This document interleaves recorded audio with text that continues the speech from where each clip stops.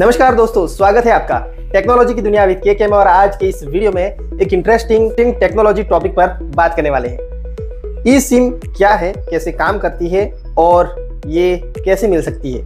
दोस्तों, ई SIM iPhone 14 में आ चुका है और भी कई सारे फ़ोनों में कंपनियां देने वाली है, लेकिन आप लोगों को ये पता होना चाहिए कि ये क्या है, कैसे मिलेगी और इसके फ़ायदे नुकसान क्या है।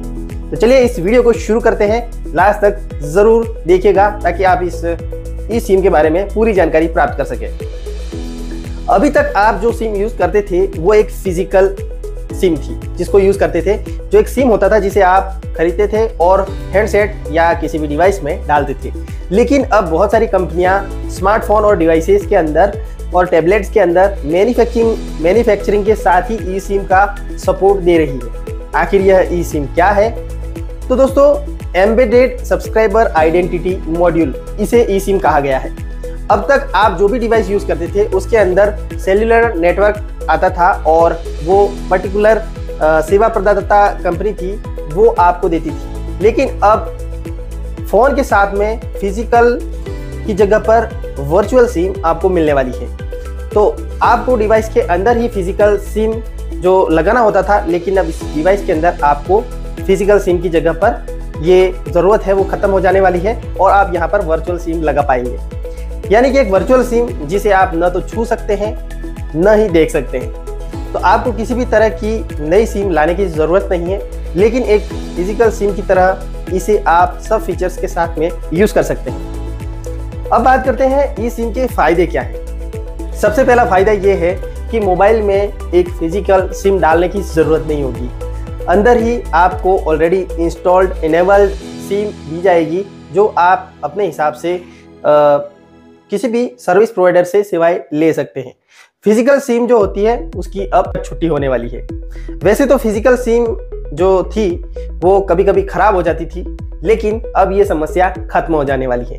इसके साथ ही जो नेटवर्क लॉस और कई बार नेटवर्क नहीं आने की जो समस्या थी वो भी अब धीरे धीरे खत्म हो जाएगी। इसके साथ ही ई सिम अनेबल किसी भी डिवाइस के अंदर स्मार्टफोन के पानी में गिरने या खराब होने पर ई सिम पर कोई खास फर्क पड़ने वाला नहीं है। इसके साथ ही अलग अलग समय पर बदलने वाले जो नेटवर्क स्पेक्ट्रम की वजह से बार बार सिम बदलने की जो समस्या थी वो भी अब खत्म हो जाएगी।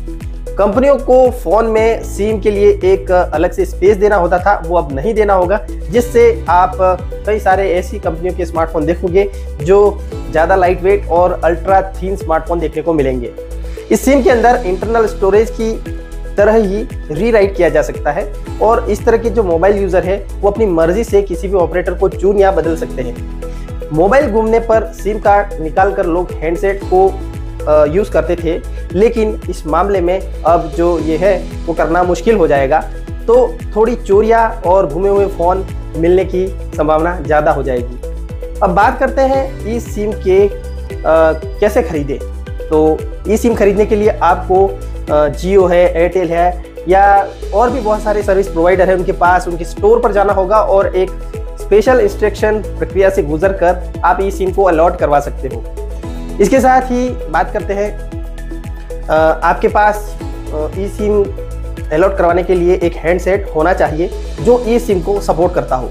दोस्तों, कुछ डिवाइसों की लिस्ट हम स्क्रीन पर दे रहे हैं, उनको अभी ई सिम का सपोर्ट मिल चुका है।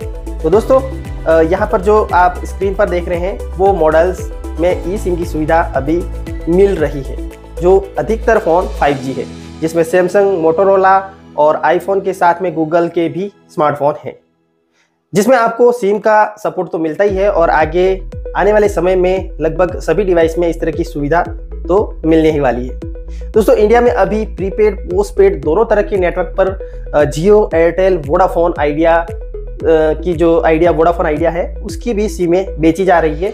जो आप ई सिम का यूज़ करना चाहते हैं वहाँ पर्टिकुलर स्टोर पर जाकर इसकी सुविधा ले सकते हैं। अब बात कर लेते हैं ई सिम के कुछ नुकसान भी है, वो भी आपको गौर करने चाहिए।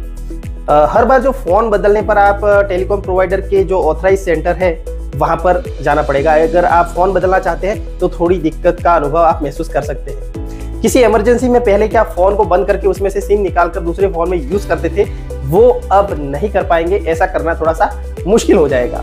ये थी ई सिम के बारे में लगभग जानकारी। कुछ चीजें हो सकता है छूट गई हो, आप अगर छूट गई है तो कमेंट करके जरूर बताएं। तो दोस्तों, ई सिम के बारे में यह खबर आपको कैसी लगी, और अगर आप इस चैनल पर नए हैं तो हमारे चैनल को सब्सक्राइब करें और वीडियो को लाइक करें, और आपको अच्छा लगा है तो शेयर भी कर सकते हैं। तो मिलते हैं फिर ऐसे ही नए वीडियो के साथ, तब तक के लिए नमस्कार।